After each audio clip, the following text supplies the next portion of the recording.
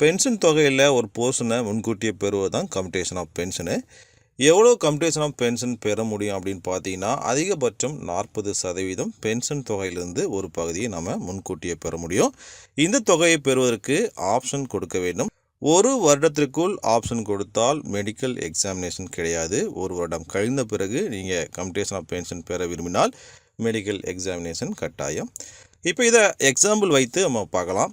Retirement டைமில் பேசிக் plus DA இரண்டும் சேர்ந்த தொகை 1,29,000. இதில் 50% பென்ஷன் தொகையாக அவருக்கு கிடைக்கும். அதாவது 64,500 ரூபாய். உதாரணமாக இவர் கம்யூட்டேஷன் ஆஃப் பென்ஷன் பர்சன்டேஜ் வந்து 40 கொடுக்குறாரு அப்படின்னு வச்சுக்கோங்க. ஸோ 64,500ல் 40% 25,800 ரூபாய். இவருடைய மொத்த பென்ஷன் தொகை பார்த்திங்கன்னா 64,500 இருக்கும். ஸோ இதில் அவர் வந்து 40% கம்யூட்டேஷன் ஆஃப் பென்ஷன் பெறுவதனால 25,800 அவர் முன்கூட்டியே வாங்கிக்கிறாரு. ஸோ அப்போ மீதி இருக்கிற தொகை தான் அவருக்கு அடுத்த 15 வருடங்களுக்கு பென்ஷனாக கிடைக்கும். அதாவது 64,500ல் 25,800 போக 38,700 அடுத்த 15 வருடங்களுக்கு அவருக்கு பென்ஷன் தொகையாக கிடைக்கும். 15 வருடங்களுக்கு பிறகு முழு பென்ஷன் தொகை, அதாவது இந்த 64,500 ஒவ்வொரு மாதமும் அவர் பென்ஷன் தொகையாக பெறுவார்.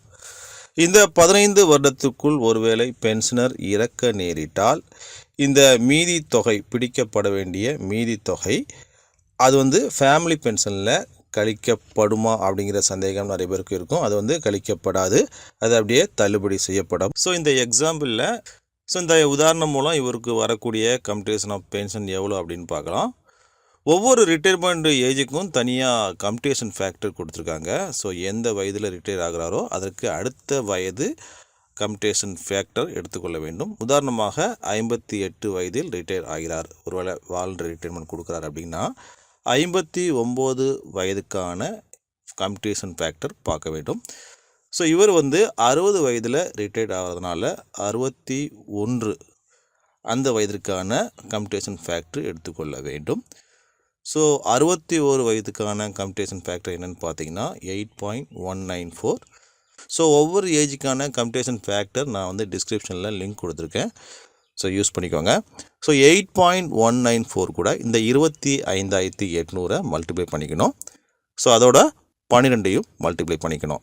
ஸோ 25,36,862 ரூபா இவருடைய கம்யூட்டேஷன் ஆஃப் பென்ஷன் ரிட்டையர்மெண்ட் சமயத்தில் பெறுவார்.